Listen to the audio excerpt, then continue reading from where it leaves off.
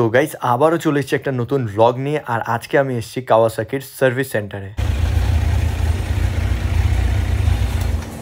তো এটা হচ্ছে কাওয়াসাকির সার্ভিস সেন্টার, আর ওই দেখো আমার বেবি দাঁড়িয়ে রয়েছে। আজ তোমাদের সমস্ত ডিটেলস শেয়ার করবো যে কত টাকা খরচা হয় একটা সার্ভিসে সুপার বাইকের।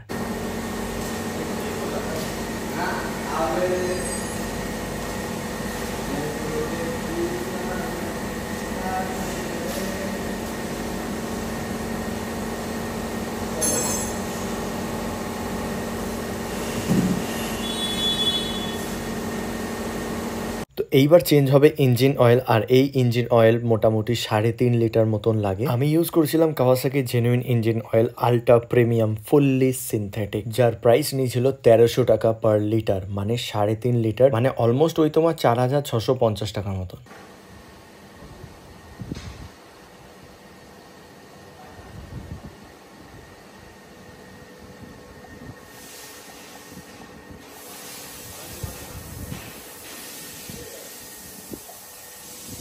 আমি জাস্ট এটাই দেখছিলাম যে ইঞ্জিন অয়েলটা পুরো গ্রিন কালারের, মানে লাইট গ্রিন কালার। আর গাড়ি চালালে কেমন একটা চেন থেকে সাউন্ড আসছিল, তাই জন্য চেনটাকে পুরো ক্লিন করে নিয়েছে, একদম হোয়াইট হোয়াইট হয়ে গেছে। আর সাথে বাইক ওয়াশও করেছিলাম, তাই বাইক পুরো একদম চমকে গেছে, জাস্ট নতুন। তো সব মিলিয়ে আমার অল টোটাল হয়েছে 12,760 টাকা। অ্যান্ড বাইক সার্ভিস করার পরে আমি মিছিলে গিয়েছিলাম, আর ওখান থেকে আসার পথে প্রচন্ড বৃষ্টি হয়, আর আমার গাড়ির অবস্থা এই রকম হয়ে যায়। গাড়ির ফার্স্ট সার্ভিস করার পর গাড়ির এই রকম সিচুয়েশন হয়ে গেছে।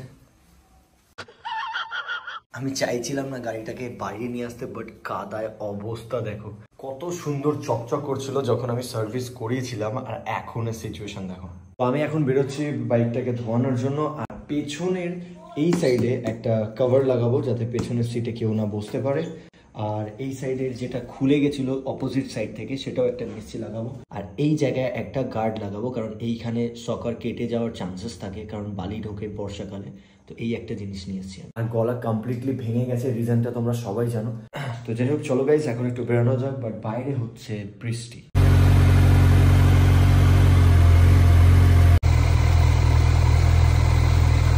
প্রবলেম নেই, স্টার্ট করো, চলো।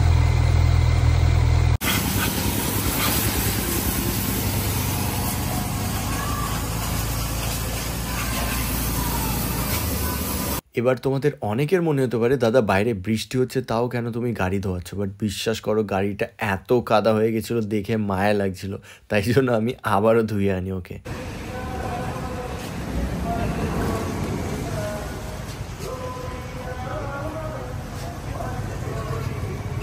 তো গাড়ি ধোয়া তো কমপ্লিট। আর এবার আমি ভাবছিলাম যে এত পরিষ্কার লাগছে কি আমি বাড়ি কি করে নিয়ে যাব, নিয়ে গেলে আবার কাদা হয়ে যাবে। তো অনেক কষ্টে আমি গাড়িটাকে ফাইনালি বাড়ি নিয়ে চলে এসেছি, আর বিনা কাদা লাগিয়ে। তো গাইস এখন এইগুলোকে ইনস্টল করব এইখানে, যাতে সকারের এখানে কোনো প্রবলেম না হয়, যাতে কেটে না যায় জিনিসটা।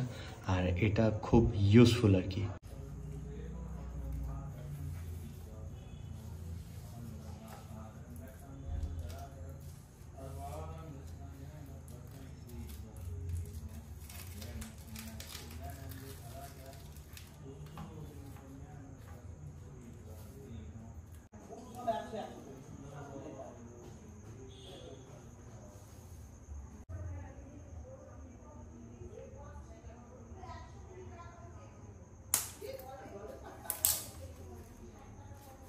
ফাইনালি ইনস্টল করার পর ঠিক এইরকম লাগছে। এরপর সকারটা একদম পারফেক্ট থাকবে, মানে কাটার চান্স একদমই থাকবে না। আর এটা লাগালে ব্যাপক দেখতে লাগবে, মানে আমি দেখেছিলাম একটা গাড়িতে, দারুণ লাগে। আর পেছনে এমনি তো আমি কাউকে বসাবো না। চলো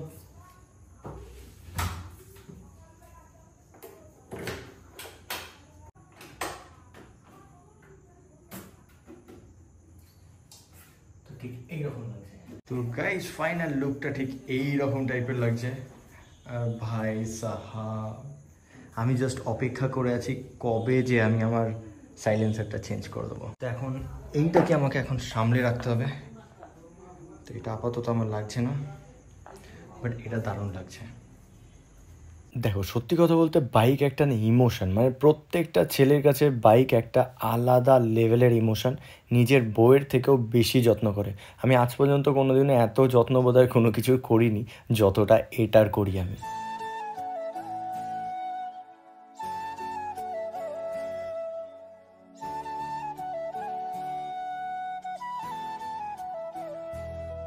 এখন যাব হচ্ছে ব্যাংকে। রিজন হচ্ছে এটাই যে আমার SBI-তে টাকা হোল্ড হয়ে গেছে, সেটা বহুত দিন হয়ে গেল, সেই ফেব্রুয়ারিতে হোল্ড হয়েছিল, এখনও কোনো কিছুই আপডেট নেই। তো এখন যাচ্ছি, KYC-র জন্য ডেকেছিল অনেক দিন আগে, আমিও একটু ঝোলাই। তো যাই হোক, এই হচ্ছে আমার সেকেন্ড বেবি। হ্যালো, কতদিন পর দেখছি তোমার। আমি জানি না স্টার্ট হবে কি না, বাট ও এখন এখানেই থাকে, কারণ আমার বাড়িতে রাখার মতন জায়গা নেই। তো চলো দেখি স্টার্ট হয় কিনা।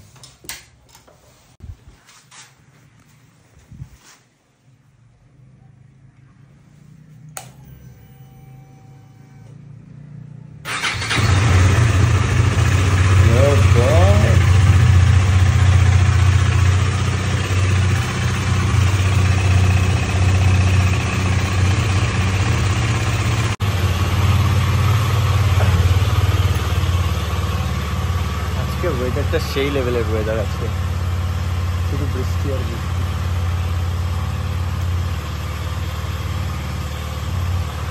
চলো বেরোনো যাক। 8:01 PM। তো এটা হচ্ছে নবাবগঞ্জের মেলা, সেই ছোটবেলা থেকে দেখছি এই মেলাটা। আর যেহেতু আমার দিদির শ্বশুরবাড়ি নবাবগঞ্জে, তো আমি আজকে ওই মেলাতেই গিয়েছিলাম। কে মোটা ভাই? আমার লাগবে না ভাই, মেলা দেখতে। তো বর্ষাকালে একদম বৃষ্টি শুরু হয়ে গেছে, রাস্তায় কাদা, বাট মেলা তো আমি ঘুরবই। বাট আমার কোনো চাপ নেই, আমি জানি বাড়ি থেকে এরকম একটা সিচুয়েশন হবে, ওই কারণে আমি রেনকোট পরে এসেছি। আমিও ছাতা নিয়ে এসেছি। মেলায় গেলে বাড়িতে হাজারো জিনিস থাকুক তাতে সমস্যা নেই, বাট মেলা থেকে তো কিছু কিনতেই হবে। তাই আমার মা, দিদি, বোন সবাই মিলে লাইনে লেগে গেল জিনিসপত্র কেনার জন্য।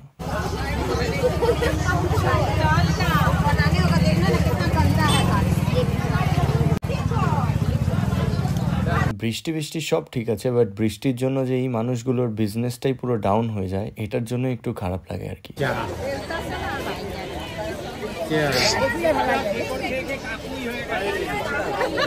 বাহ বাহ বাহ।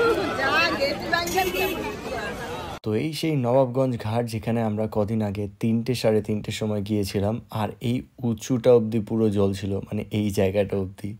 আর আজকে অনেকটাই কম আছে।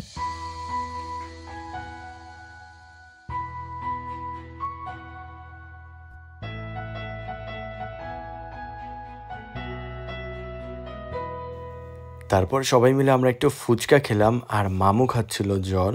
তো তারপর সবাই মিলে একটু আইসক্রিম খাচ্ছিলাম, আর মামু দিদির আইসক্রিমটা কেড়ে নিয়ে নিয়েছিল। বাট মামু কিন্তু একা খায়নি, হ্যাঁ মামু কিন্তু দিয়ে খেয়েছে। ও কিন্তু খুব ভালো, কোনো জিনিসই ওর যদি হাতে পায় তো নিজেও খায়, আর সামনে যে থাকে তাকেও একটু খাইয়ে দেয়।